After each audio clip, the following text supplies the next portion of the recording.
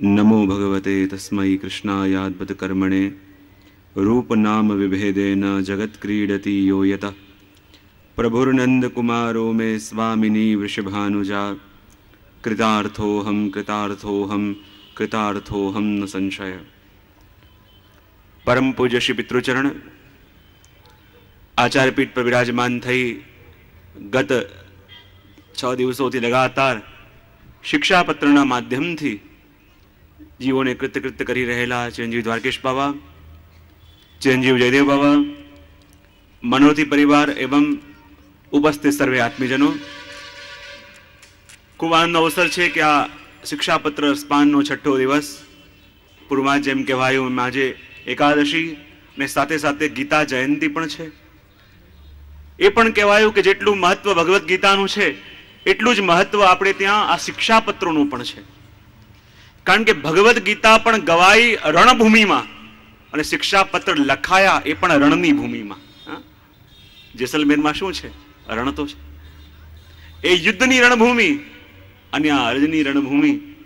अने कहेवाय जलनी अंदर कमळ खिलेला जोया हशे, कादव में कमळ खिलेला जोया हशे, पण रण में उगेलू आ 41 પાંખડીઓનું अलौकिक कमळ एटले आपणुं शिक्षापत्र।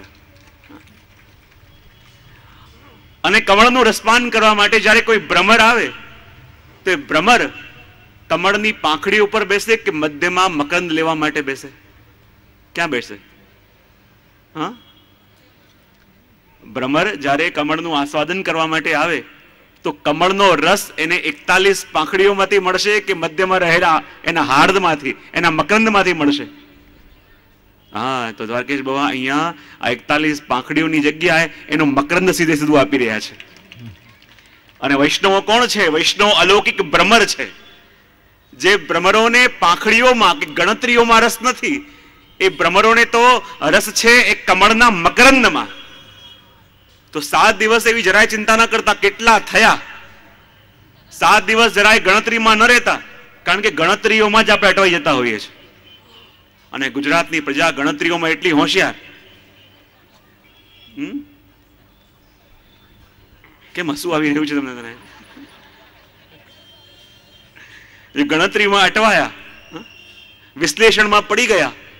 તો જેમ એક વૈજ્ઞાનિક ફૂલનું વિશ્લેષણ કરે, આમાં કયા કયા તત્વો છે, એમાં કયા કયા કેટલા પ્રમાણમાં હાઇડ્રોજન છે, કેટલા પ્રમાણમાં આ તત્વો છે, એનું વિશ્લેષણ કરવા બેસે તો એને બધા તત્વો મળે પણ સુગંધ ન મળે।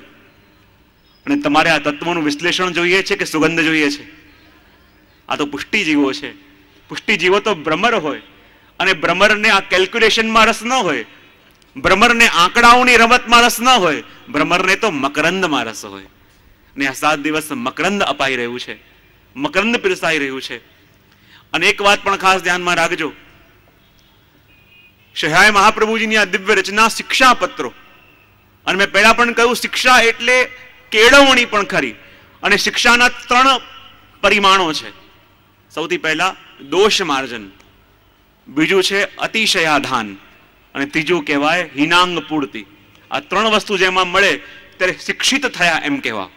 જો શિક્ષાપત્રો તો કહેવાયા, પણ શિક્ષાપત્રોનું શ્રવણ કરી શિક્ષિત થયા કે કેમ? આ 3 વસ્તુ જ્યારે આવે ત્યારે સાચા અર્થમાં કેળવણી થઈ, આપણી કેળવાયા, શિક્ષિત થયા એમ કહી શકાય।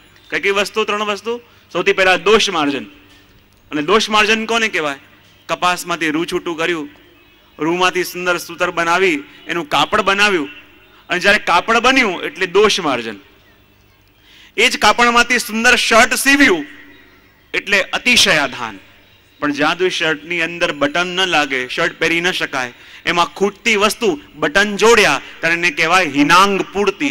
ત્યારે સાચા અર્થમાં એક આકાર સિદ્ધ થયું। તો એ જ પ્રમાણે આપણે વૈષ્ણવ બન્યા, બ્રહ્મ સંબંધ લીધું, તો બ્રહ્મ સંબંધ લેતાની સાથે જ દોષ માર્જન થયું।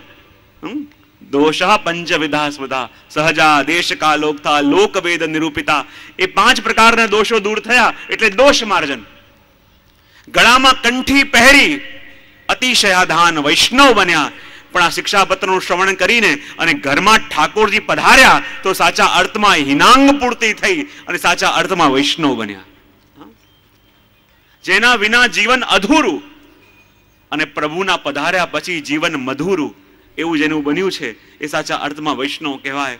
પણ એક વસ્તુ ધ્યાનમાં રાખજો, બ્રહ્મ સંબંધ તો વલ્લભે આપણને આપ્યું, પણ જો હું ઘણી વાર કહેતો હોઉં કે એકવાર એક માણસ સંત ક્યાંક જતા હતા, શું જોયું કે છોકરો એક સાગરની અંદર ડૂબી રહ્યો છે અને જ્યાં બચાવ બચાવ બૂમ પાડે સંત ભાગતા ભાગતા ગયા અને તરીને મધ્યમાં ગયા અને હાથ પકડીને એ છોકરાને ડૂબતો વાર કિનારામાં લઈને આવ્યા અને છોકરાએ કહ્યું કે આપે તો બહુ મોટો ઉપકાર મારા પર કર્યો, હું ડૂબતો હતો અને મારી બાહ પકડીને આપે મને તાર્યો, કિનારા પર લાવીને મૂકી દીધો. સંત કહે તું આટલી પ્રશંસા કરે છે, આનાથી હું રાજી નહીં થાઉં, પણ હું સાચી પ્રશંસા ત્યારે માનીશ કે આજથી 10 વર્ષ પછી તું મને મળે ત્યારે એવા કોઈ કામ ન કરતો કે મને પોતાને અફસોસ થાય એ દિવસે મેં તને ડૂબતા કેમ બચાયો. રાખત ભવધારા વયોજાત, એમ આપણે પણ આ સંસારની ભવધારામાં વહેતા હતા અને જ્યારે બ્રહ્મ સંબંધ થયું તો શ્રી વલ્લભે આપણો હાથ પકડીને આ ભવસાગરમાંથી બચાવ્યા તો ખરા, પણ જ્યારે બ્રહ્મ સંબંધ લીધાના 5-10 વર્ષ પછી કોઈ બેઠકમાં જાઓ અને આપણું જીવન જોઈને ક્યાંક મહાપ્રભુજીને અફસોસ ન થાય એ દિવસે આને ડૂબતા કેમ બચાયો, એ દિવસે ભવધારામાં વહેતો હતો ત્યાંથી બચાયો કેમ? કારણ કે વૈષ્ણવ તો બનાવ્યા, વૈષ્ણવ તો રહ્યા, પણ વૈષ્ણવતાને શોભે એવું જીવન આપણું ન હોય તો કદાચ શ્રી મહાપ્રભુજીની સામે જોઈએ તો પણ આપણને જોઈને આપને અફસોસ થાય. ચાહે કેટલું સત્સંગ કરીએ પણ એક વૈષ્ણવને જે કરવા જોઈએ આચરણ આપણી અંદર ન આવે. થોડા સમય પહેલા મને કોઈ પૂછતું હતું કે કોઈ વૈષ્ણવ છે તો બ્રહ્મ સંબંધ થયું છે એનો મતલબ એ પાક્કું થઈ ગયું કે લીલાનો જીવ છે, અને લીલાનો જીવ હોવા છતાં પણ લૌકિક પ્રપંચોની અંદર લૌકિક આંટી ઘૂંટીઓની અંદર ગૂંચવાયેલો રહે તો છતાં એ લીલાનો જીવ કહેવાય ખરા? બ્રહ્મ સંબંધ લીધું એટલે લીલાનો જીવ તો કહેવાય, અને છતાં આંટી ઘૂંટી અંદરથી ન જાય તો પછી લીલાનો જીવ કેવી રીતે? મેં કહું લીલાના જીવ પણ 2 પ્રકારના હોય, એક એ જે લીલામાંથી વિખૂટા પડેલા અને બીજા એ કે લીલામાંથી કાઢેલા. લીલાના તો કહેવાય પણ ત્યાં સીધા ન રહ્યા હોય એટલે ત્યાંથી કાઢ્યા હોય, લીલાના જીવ કહેવાય. પણ એક જે લીલામાંથી વિખૂટા પડ્યા જેનો તાપ પ્રભુને છે, અને એક લીલામાંથી કાઢેલા જેના જયાનો સંતોષ પ્રભુને છે. તો આપણે પણ શિક્ષાપત્રનું શ્રવણ કરીને આપણું જીવન એવું બનાવીએ કે શ્રી મહાપ્રભુજીની સામે જ્યારે આપણે જઈએ તો આંખોમાં આંખ મિલાવી શકીએ અને વલ્લભને પણ આપણને જોઈને સંતુષ્ટિ થાય એવું જીવન આપણું બને. ત્યારે સાચા અર્થમાં શિક્ષાપત્ર શ્રવણ કર્યું એમ કહી શકાય. અને ખૂબ જ સુંદર રીતે શ્રીજી દ્વારકેશ બાવા આ શિક્ષાપત્રના માધ્યમથી એક જીવન જીવવાનું મર્મ, એક વૈષ્ણવી જીવનનું સાફલ્ય શેમાં છે, એક વૈષ્ણવી જીવનનું લક્ષ્ય શું હોવું જોઈએ એનું સુંદર દૃષ્ટિબિંદુ આપણને આપી રહ્યા છે. એને અપનાવી જીવનમાં ઉતારીએ તો સાચા અર્થમાં આપણે જાણકાર કહેવાઈશું. બાકી એવું ન કરીએ કે આ ગ્રંથો રોજ વંચાય તે અમારે ત્યાં, આ ગ્રંથો અમે રોજ વાંચીએ છીએ, એમાં ને એમાં ચક્કરમાં જે મળી રહ્યું છે એનો આનંદ લઈ શકતા નથી.